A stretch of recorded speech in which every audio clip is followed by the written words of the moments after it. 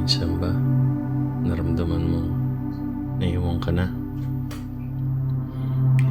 Habang lahat may bagong auto, bagong bahay, bagong buhay. Ikaw, nandito pa rin. Stuck. Stagnant. Tahimik ang paligid mo. Pero ang ingay ng pressure sa loob mo. Habang sila, sunod-sunod ang achievement. Ikaw, sunod-sunod ang tanong. Anong ginagawa mo sa buhay? Bakit parang walang nangyayari sa'yo? Dapat may narating ka na sa gantong edad.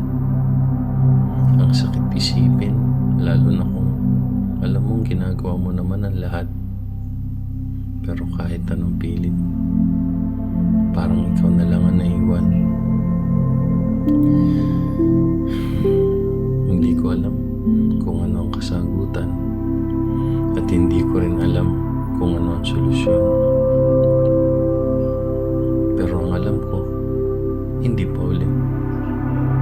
Alam ko, lahat tayo may kanya-kanyang oras. May kanya-kanyang kwento. Siguro, ang mabagal na usad ay isang uri rin ng paglalakbay. Hindi palaging paunahan.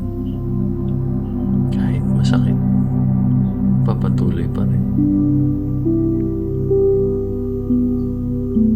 Walang yayakap sa'yo at marami ang huhusga dahil hindi mo pa naabot ang mga pangarap mo.